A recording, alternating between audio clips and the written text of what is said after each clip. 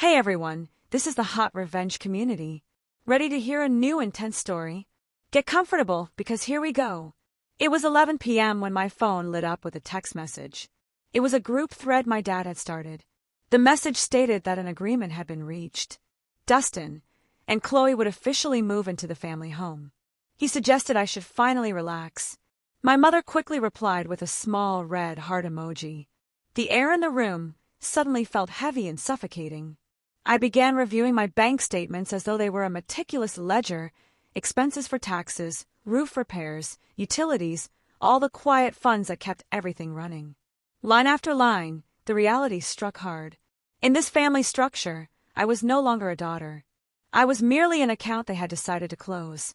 Have you ever been entirely abandoned by the very people you consistently supported? Tell me where you are reading this from. I want to know how far this story travels. I didn't shed a tear. I didn't question their decision. I simply opened my laptop. The cold, precise glow of the screen was perfect for what I needed to do. I canceled the mortgage autopay, terminated the property insurance, and shut down the electric and water payment plans. Each click felt like cutting a tightly wound cable I had carried for years. By midnight, their essential support system had disappeared. My anger wasn't loud or explosive. It was sharp and methodical, like balancing a financial spreadsheet. Every single expense now felt like a painful revelation. I had been the silent primary investor in their vision of family. Tonight, I was walking away. Once the final confirmation email pinged into my inbox, I leaned back and surveyed my empty apartment. It smelled of lukewarm coffee and unfinished paint. My heart felt fragile, like glass, yet at last it was clear and transparent. The next morning, sunlight streamed through blinds I hadn't yet hung. I packed a large duffel with essentials, my laptop, passport, 3 clean shirts, and a resilient houseplant that had survived all my moves. I loaded everything into the car. The drive into the city was eerily quiet. They hadn't called yet. Perhaps they were still asleep in the house I had ensured remained warm, about to wake and discover how that warmth had been maintained. My new apartment was modest, a small one-bedroom with high ceilings. It was quiet enough to hear my own thoughts. I placed the plant by the window, watching sunlight reflect softly on the hardwood floor. It wasn't home yet, but it was undeniably mine. That afternoon, my friend Maya arrived unexpectedly, carrying a perfect mix of coffee and sharp humor. "You look like someone who just pulled off a major heist," she observed. "Maybe I did," I replied, "but the only thing I stole back was myself." She laughed, then studied me seriously. "Are you really okay?" "I'm not destroyed," I answered. "I'm simply restructuring the books." We settled on the floor amid stacked moving boxes. My hands trembled slightly as I held the coffee cup. The sting of betrayal was still present, but beneath it was something sharper, clarity. I always believed loyalty was the ultimate virtue. I told her. Turns out, it only counts when loyalty is mutual. Maya nodded slowly. "So what's next?" "I rebuild," I said. "Starting from zero. No debts, no hidden obligations, just a solid structure that can truly stand on its own." She smiled slowly with pride. "You were always better at architecture than managing emotions." I half smiled back. Maybe this time I'll learn to design both correctly. The day faded into a peaceful quiet. I unpacked a single box, finding my framed degree, proof of the years I spent trying to justify myself. Every object I placed down became a quiet declaration. I no longer owed them anything. Outside, the city hummed, anonymous, indifferent, and honest. I stood by the window, my coffee cooling in hand, watching the light shift. For the first time in years, nobody relied on me. That profound silence felt like peace. I once believed love was built like a house, layered, patient, completely secure if you kept fixing the flaws. Looking back, I only see scaffolding I erected alone. After moving in, nights felt entirely different. Silence can be louder than any argument. Every creak in the floor sounded like the past demanding payment. I often opened my laptop to review the records of what I had financed, the new roof, the heating system, the water bills, all stacked as indisputable proof of my dedication. My father used to say, "You're the dependable one, Diana. I can always count on you." I thought it was a compliment. Now I know it was permission to drain me, completely. Dustin frequently visited, contributing nothing, always full of elaborate excuses. Every project he pursued failed faster than the last. An app that never launched, a mobile food truck that never left the driveway, a cryptocurrency venture ending in tears, and a new loan in my name. Yet my father still called him a visionary. When I fixed a burst pipe at 2 a.m., no one noticed. When Dustin bought an expensive smartwatch, they celebrated as if he had solved poverty. The memory that truly hurts isn't a confrontation. It's a whisper. My mother, leaning over the kitchen sink after dinner, murmuring, "You are so strong, honey." Not everyone is meant to shine brightly. Some of us are here to hold everything together. I accepted it, proud to be the binding agent, never realizing that glue eventually runs out. Years passed like this. My income fueled their reality. I was a solid foundation beneath constantly collapsing walls. I convinced myself this was family's true meaning, not affection, just logistics. A specific exhaustion emerges that sleep cannot erase. It settles into your bones like curing concrete. Survival feels like virtue. Exhaustion, proof you matter. This is the unseen burden of devoted caretakers, convincing themselves suffering is purpose. I wore it like a heavy chain, until it felt like jewelry. Every sacrifice seemed noble until the night they discarded me. Now, recalling that night, I can almost appreciate the symmetry. After years of supporting them, they freed me by erasing my existence. I didn't lose family. I simply closed an overdrawn account. Sometimes I scroll through old photos, family standing proudly in front of the house, Dad smiling, Dustin pretending to help paint, Mom clutching her necklace as if she built the walls herself. I used to see love.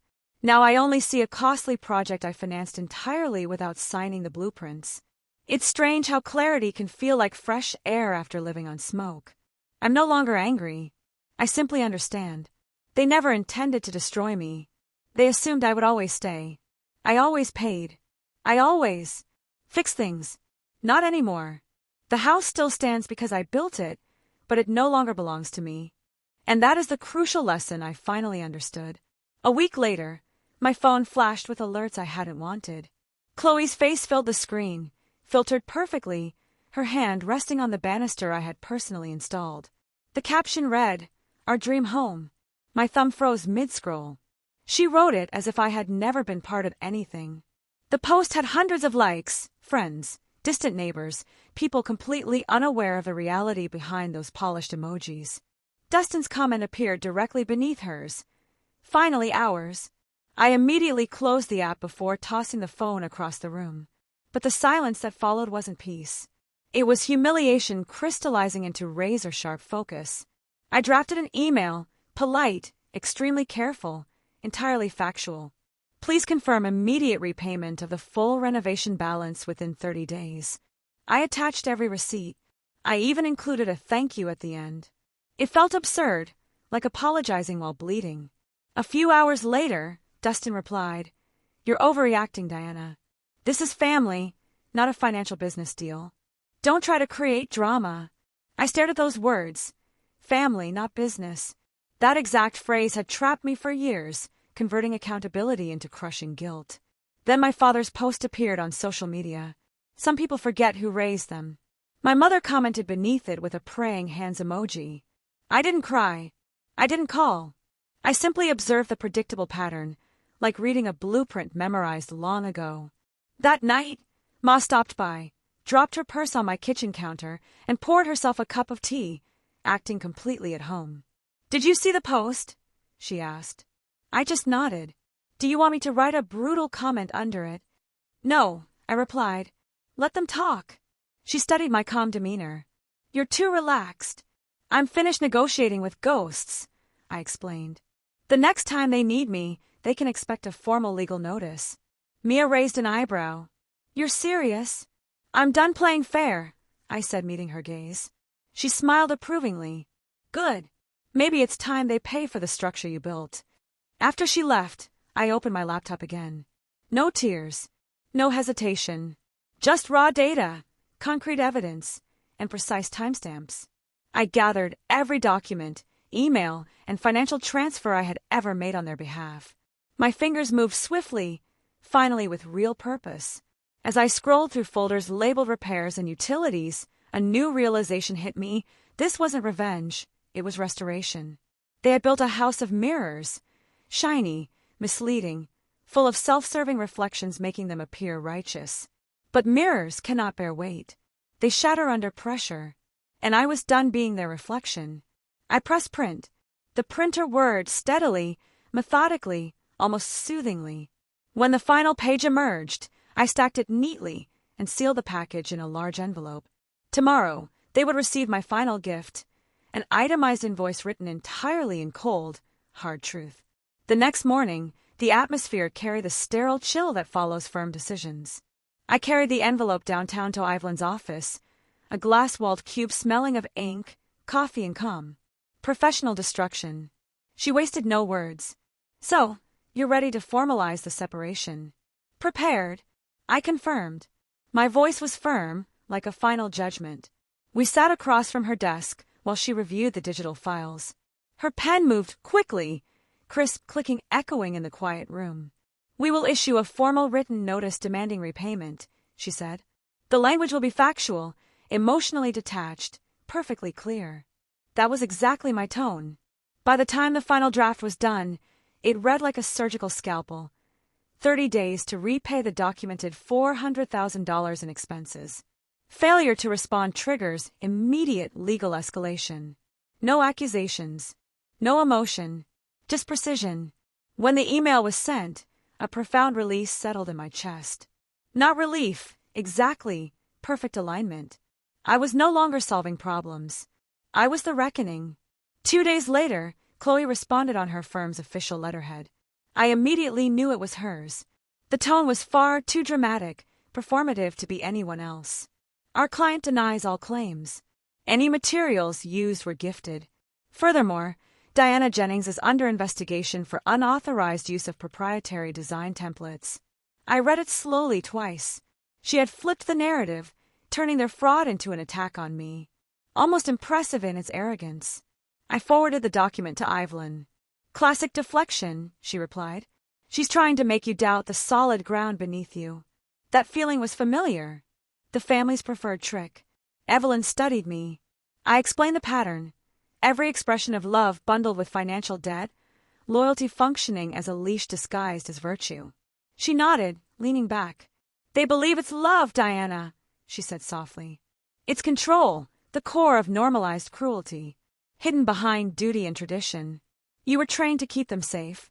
Now you're learning to keep yourself safe. Her words hit harder than any legal threat. For years, I had confused exploitation for affection, silence for peace. I thought being dependable made me valuable. It only made me convenient. I walked home in the light rain, city lights flickering and reflecting across wet pavement. Every raindrop sounded like punctuation on a harsh truth I had ignored too long. That night, I sat by my window and made a new list, not of debts, but of harmful patterns, boundaries I had erased, apologies I had felt forced to offer just for existing. By the time I finished, the page looked like pivotal evidence in a case I was finally winning. I folded the list carefully into my notebook, a solemn contract between the person I was and the person I was becoming. Chloe's accusation didn't intimidate me. It had merely defined the battleground. She had chosen manipulation. I had chosen mathematics, and math is incapable of lying. Tomorrow, I would begin the meticulous process of tracing every transaction they had ever made. If this escalated into a full war, I would fight with precision, stripped entirely of emotion. This was no longer family drama. It was data. It was undeniable structure. It was the sound of distinct lines being drawn irrevocably and straight. 2 weeks later, Evelyn called. Her voice was tight, that controlled tone lawyers adopt before delivering bad news. Diana, we found something. You need to sit down right now. I did not sit. I stood by the window, watching rain streak the glass like data lines. Tell me, there is a major loan under your name, she said. A $500,000 green housing expansion. It was signed with your architectural seal. For a second, everything thinned. Only her precise, terrible voice remained. My seal. I repeated. Yes, she confirmed. It's on every document. I looked at my desk. The real seal sat there, cold metal catching the light. This was not an accident. It was deliberate fraud. By nightfall, I was driving toward Willow Creek. The house looked alien in the storm. Scaffolding covered the front. Lumber piles littered the driveway. Inside, the air smelled of wet paint and crime. 2 men in suits stood by the dining table. Blueprints were spread out, my designs. Chloe turned, still smiling. "Diana," she said, overly cheerful. "Perfect timing. What is happening?" I asked. She pointed at the plans. "Investors are expanding the property. You should be proud. It's your work." "My signatures are fake," I said. She shrugged. "You always wanted the credit. Now you have it." The men exchanged glances. One cleared his throat. "Is there an issue?" "Yes," I stated. "Many issues." I took out my phone and hit record. Chloe's smile didn't falter. She leaned in. "You think recording scares me? You built your life fixing messes. Go ahead, fix this one too." Her perfume was sharp, expensive confidence. I looked at her with clarity. When I left, the rain had stopped. Streetlights reflected in puddles like open eyes. My phone held the evidence. My heart felt light, not happy, but like a rope that had finally snapped. That night, I couldn't sleep. One thought dominated. All my life, I had confused obligation with love. I thought being needed meant being important. It was leverage, not love. I opened a new folder on my desk containing the forged blueprint. I uploaded recordings, documents, photos. I watched their lives take shape, line by line. The house they adored had become a crime scene, the place where their greed finally collapsed. I was the witness, not the savior. The next day carried the quiet tension before a major event. By noon, Evelyn called again. "They are moving fast," she said. "The bank is coordinating with investigators. They used your signature for a second mortgage. Agents will be at the house tonight." I didn't answer. I was already driving back to Willow Creek. On the street, the house looked diminished, truth damaging its image. 2 government cars idled outside. Men in gray jackets stood beneath the porch light, holding documents. My dad stood in the doorway, pale and confused. Dustin paced behind him, phone shaking, voice cracking. "They say we're under investigation." "Why?" An investigator opened a file. "Forged documents, fraudulent loans. We need to speak with Chloe Cole." My mom froze in the hallway, clutching the banister. "She's not here," my dad murmured. I stayed hidden by the fence, silent. I wanted them to face the consequences of the chaos they created. A minute later, Chloe's car arrived, headlights cutting through the drizzle. She parked across the street, unaware. I stepped out. "Chloe!" Her head snapped up. Calm vanished. "What is all this, Diana?" she asked sharply. "You tell me," I said, voice steady. "The fake mortgage, the stolen money, my license on your forms." Her jaw tightened. "You don't know anything." "I know enough," I replied quietly. "You used my family to fund your scam. You played them through me. The game is finished." Her eyes flicked to the porch, where agents were stepping out. Panic lasted a second, then she sneered. "They trusted me. That's their fault." I recorded her final words. Agents immediately surrounded her car. She didn't fight. She stood silent, arms crossed, watching the world she built crumble. Dustin ran out, shocked. "She's lying." "Tell them she's lying," he yelled at my dad. But my dad was silent, papers trembling like confessions. My mom stood in the doorway whispering prayers that sounded like apologies. When the cars drove away, the house was quiet. Only rain remained. Later that night, a soft, desperate knock came to my door. My dad, soaked, stood there, his voice raw. "We're losing everything, Diana. The bank is calling in the loan. Please, you have to help us." I stood still. I slid a folder across the table. Inside, my statement, the evidence, the confession, proof that I was innocent. "I did help," I said calmly. "I told the truth." He stared, mouth open as I closed the door. Outside, rain poured harder, washing the street. For the first time, I didn't feel responsible for their mess. I felt free. 6 months later, my office smelled of wood and paper. The walls were bare, honest, waiting for new work. On the table lay blueprints stamped with my studio name, Haven Collab, a nonprofit for women rebuilding after financial or family devastation. Maya sat across from me, tapping her mug. You realized you built exactly what you needed back then, she said. I smiled. Yes. I built the thing I couldn't find. We had completed our first project, redesigning housing for single mothers evicted due to loan fraud. The irony was undeniable. The system that had hurt me now became the foundation to help others rise. Sunlight hit the plans like forgiveness. I opened my laptop and looked at old spreadsheets, years of numbers that once defined my worth. Mortgages, repairs, costs. Each line a scar. I hovered over them, paused, then clicked delete. The screen cleared. No balance remained. I leaned back and finally took a real, deep breath. Quiet was now peace, built on boundaries, not fear. That night, I wrote a simple note, a reminder for anyone who has been the fixer, the one who stayed too long. Choosing yourself is not cruelty. It is survival. You are not abandoning them. You are coming home to yourself. Maya read over my shoulder and smiled. That's the final sentence, she said. For the video, for everything. I nodded. Yes. It's time I told people the truth.